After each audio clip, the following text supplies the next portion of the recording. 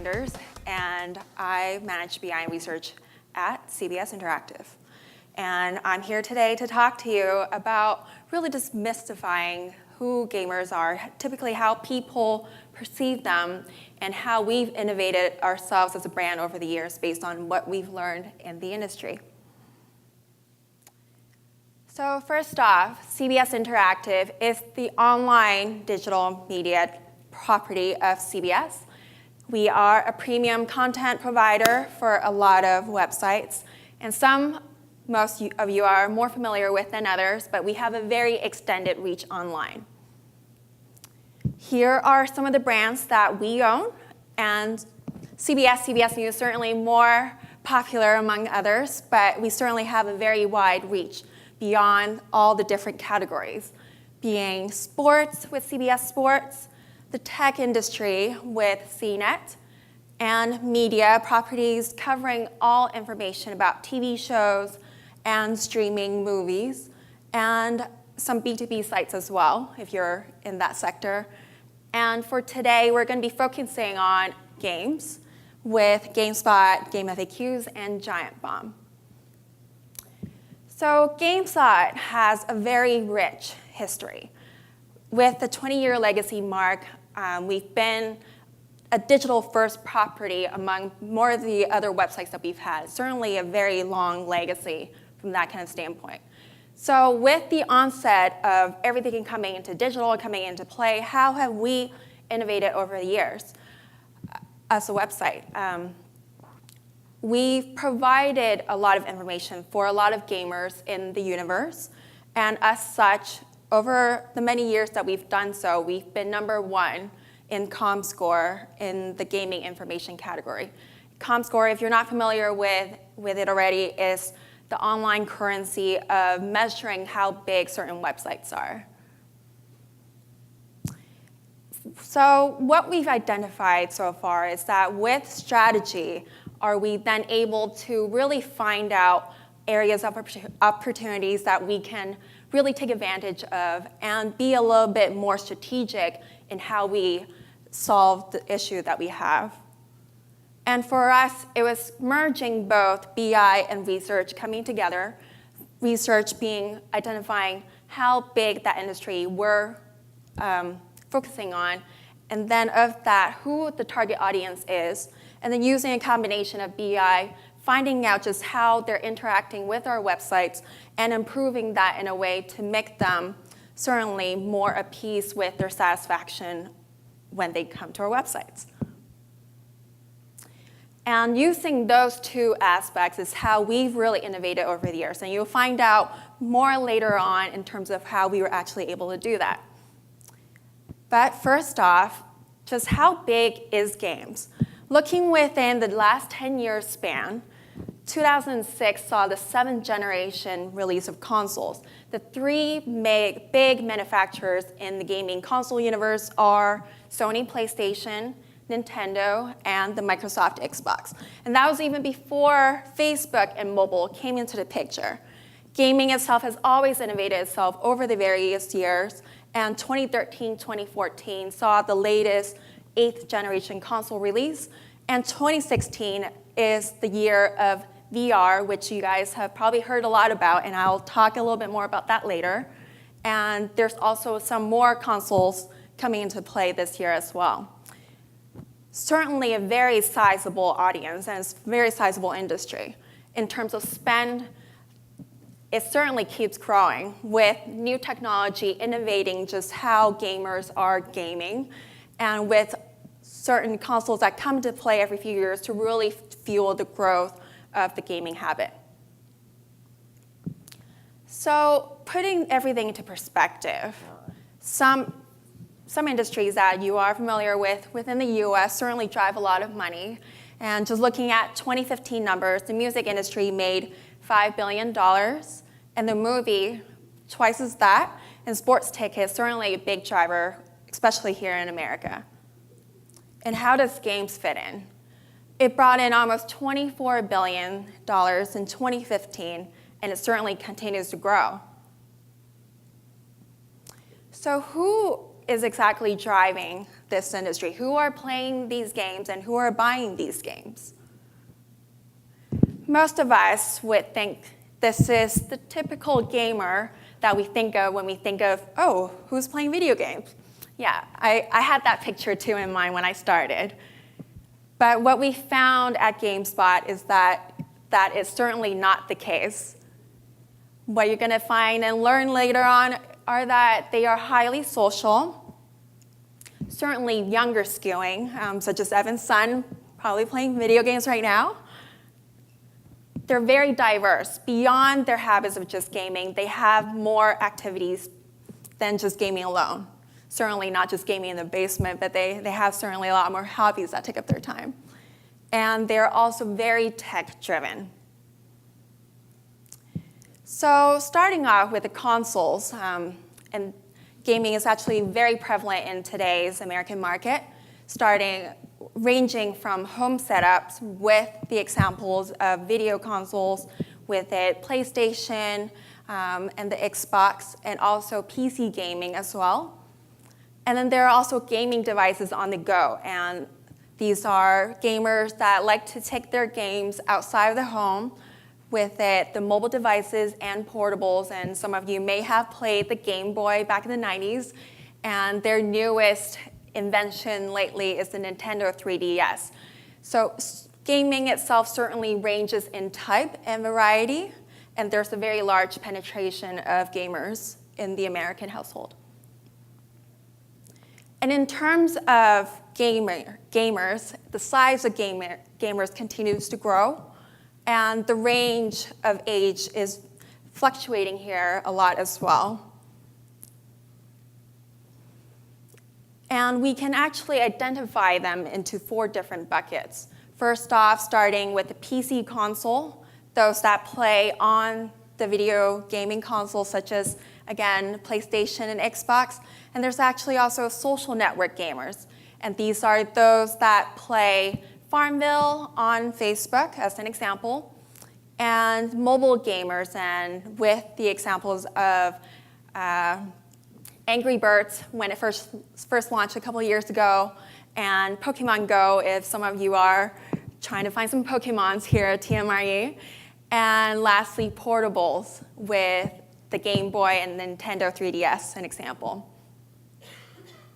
So, with the PC console gamer, and some examples of these games are the more mainstream titles such as Fallout 4 and Call of Duty. These gamers are certainly more male skewing. A lot more men will play these games than female, and the average age of these gamers are quite young at 27. Compared to that are the portables gamers. And again, these are those that are playing the Nintendo 3DS. Most of those games are from Nintendo, and these are certainly more family-friendly games, which is certainly more age-appropriate.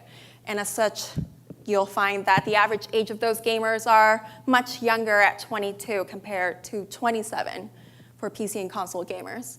And the gender skew is a little bit more even in terms of gender, but slightly heavier for men. Now, the social network gamers is a much different story. Certainly very heavy women skew, 69% and 31% to men. And again, these are people that play Farmville on the social networks such as Facebook. And the average age is actually 43, much higher than what we've been seeing for portables and PC consoles. And lastly, we have mobile gamers. And again, with Angry Birds and Pokemon Go as examples, the average age is quite similar to the PC and console gamer of 27 years of age. And the gender skew is certainly more even, about 1-to-1 for these types of gamers too. Now, I do want to point out that Candy Crush is a very interesting example here, that they started out as a social network game, and since the launch of mobile apps, mobile gaming apps specifically, they actually forayed into that market as well. So they certainly have 2 of the blends in terms of types of gamers that they have here. So what we're seeing here now is that there's certainly a wide range of gamers, game types, and certainly more younger skewing for some than others. Now, there's always been a lot of talk about millennials. And what you've known already are that they're highly mobile, highly social, and they're very tech savvy. They always have their phones in their pockets, and they know where to go for information online. And looking at some of the websites that they go to with lifestyle, TV, and sports and examples, and indexes are a measure of just how likely they are to visit these websites than the average website. So millennials are 15% more likely to visit a lifestyle website compared to TV at 20% more likely and sports websites at 22%. And lastly, audience composition is a measure of just how big of that audience that visit these websites are millennials. So about a third for each of these categories are millennials. And where does games fit into the picture? You'll find that a lot of millennials certainly visit games websites more so often than the lifestyle, TV, and sports categories. And about half of the audience that you see that do visit the games websites are comprising of millennials. So with that said, games information websites are really the place to be for a marketer, for a brand, if they certainly want to appeal more to the millennial subset. Now, aside from just gaming, millennials have a great expertise on other categories as well, with tech and entertainment being some examples. Starting with entertainment. Some of you are familiar with the term cord cutters, and if you're not familiar with that term already, they're essentially those that have canceled or have never subscribed to a cable service, essentially cutting the cord. And what we found is that when Netflix and Hulu came into the picture back in 2011, when they were really starting the whole notion of streaming media, streaming TV shows and movies, that the number one device that people used at the time to connect them to Netflix or Hulu are from gaming consoles, which is quite surprising for the most part. And you'll see that on the bottom are the mobile devices, the other streaming media devices such as Roku, Apple TV, and Chromecast, which at the time was certainly much smaller in scale when Netflix and Hulu came into the picture. Now, with that said, gamers continue to drive this binge-watching behavior. Even though mobile and OTT devices are still coming into play in terms of getting more of that market share for binge-watching, gaming console is still the number one device that a lot of people use to stream TV shows and movies. And earlier I mentioned that 2016 is the year of virtual reality. And Goldman Sachs had predicted that this is a very big market that is going to be about the same size of the current desktop PC audience in about 9 years. So what is VR? You can actually break out VR and AR into two different sectors. AR, which stands for augmented reality, is where certainly something that's in 3D is projected in front of you. And Pokemon Go is an excellent example of using that AR technology. But for today, we're going to focus on VR. Virtual reality is actually broken up into two different categories as well, one being passive and one being active. The passive VR is where you get to overlay yourself in a virtual reality setting, but you can't interact with anything that's taking place in that setting. So some examples of those headsets are Samsung Gear VR and the Google Cardboard. And they're about $100 in range and certainly much affordable from that standpoint. But for gamers, that stems from the active VR. This is where you can immerse yourself in the virtual reality setting and actually interact and engage with the environment around you, essentially gamifying the universe when you do put on these headsets. And some examples are the Oculus, the HTC Vive, and the PlayStation VR that all came out this year in 2016. Now, these are certainly much more expensive than the Google Cardboard and the Samsung Gear VR, but these three headsets are certainly more directed to gamers, noting that one of the requirements for these three headsets are either a gaming PC that has enough power to really drive that VR technology, and also a PlayStation 4 for the PlayStation VR. With that said, gamers are certainly driving a lot of this new technology, and this new technology in play is also getting reinvented and innovated because of what's happening in the gaming industry. So gamers are certainly more likely to be the first adopters of this VR technology, but it certainly stems off a lot of interest for a lot of other categories as well in entertainment, such as watching movies in a VR setting and TV shows, and having video calls and conferences in a VR setting. And lastly, there's also been talk of innovation of VR in the medical field, of performing surgeries in a VR setting. So VR is really the pioneer coming from gaming technology to really fuel this new industry that's about to be the same size as the current PC market in 9 years. So what we've learned, in summary, for gamers is that they're certainly very much so young skewing, and they have very high spending power that's really driving a lot of the industry growth. They're the early tech adopters, with VR being an example, and they have more activities beyond than just gaming alone. Now, what does that mean for GameSpot? Having learned about the whole world of gaming, how do we keep innovating ourselves, and how do we keep sustaining our foothold as being the #1 games information property online? For us, knowing that gamers have such a high millennial skew, we knew that we had to further reach our presence to them beyond than just a website. And within the past few years, we've really expanded our reach online to other social platforms, and also taking advantage of our sister property CNET to fuel more gaming information and news on that website to really drive and appeal to more gamers than those that are already visiting us.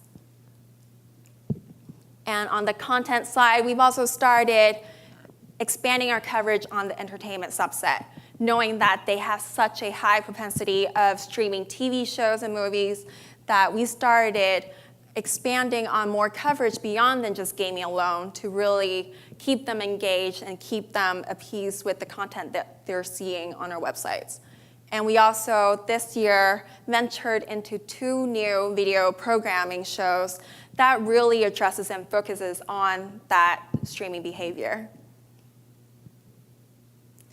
And lastly, coming in with a background as a researcher, is really identifying who your target audience is and scoping out just how big that market is, and layering in what you need to do as a product to really excel in this marketplace. And that is how we have succeeded over the years.